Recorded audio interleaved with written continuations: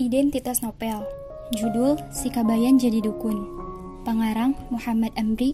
Penerbit Kiblat Buku Utama. Tahun terbit 2008. Jumlah kaca 70 hiji kaca. Harga 15.000. Sinopsisna ieu novelnya eta. Kabayan teh hirupna ripuh. Puguh da jelema kedua manehna mah. Manehna ngandelkeun kesang pamajikana keur hirup sapopoe. Mun keur daek kakara manehna layaos kaleuweung ngalasuluh. Hiji poe, kabayan jeung pamajikana pasea gede nepi ka tetanggana nyarahweun. Kabayan nampilin saikem, nu jadi pamajikana. Hiji mangsa, aya semah nu neangan dukun di lembur si kabayan. Kabeneran semah eta teh nanyakeun ka saikem ngeunaan dukun lepus. Saikem nu ngabogaan niat hayang males ka nyeri ka salaki peda kungsi ditampiling, ngabejakeun ka semah yen si kabayan teh dukun nu sakti. Dicaritakeun oge naon bae nu kungsi dipikagawe ku si kabayan keur ngayakinkeun. Basa kabayan rek balik, manehna papanggih jeung dua urang anu nu nyebutkeun yen manehna teh embah. Kabayan nu teu nyahona naon tungtungna mah kapaksa daek ngilu jeung sema eta. Da geus digebugan.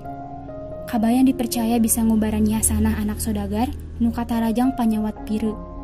Saenyana mah Nyi Hasanah teh teu geuring nanaon lantaran manehna teresep bapana rek ngawinkeun manehna ka Haji Latif da geus bogo ka si Agus.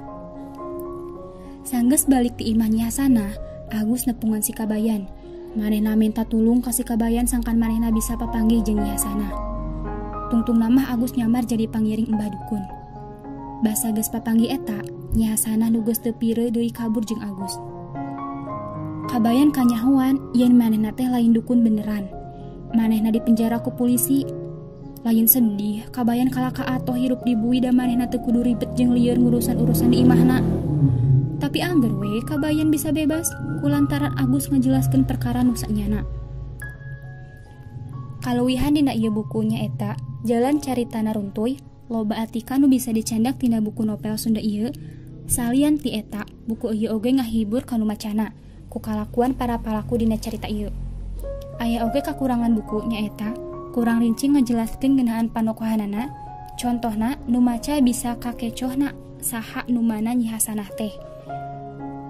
Basa nu dipake oge teu gampang dicerna ku murang kalih atawa nu awam basa Sunda. Aya oge amanatna nyaeta, jadi jelema mah ulah kedul jeung bodo, kudu daek ikhtiar neangan usaha ka ditu ka dieu. Ulah ngandelkeun jalma sejen.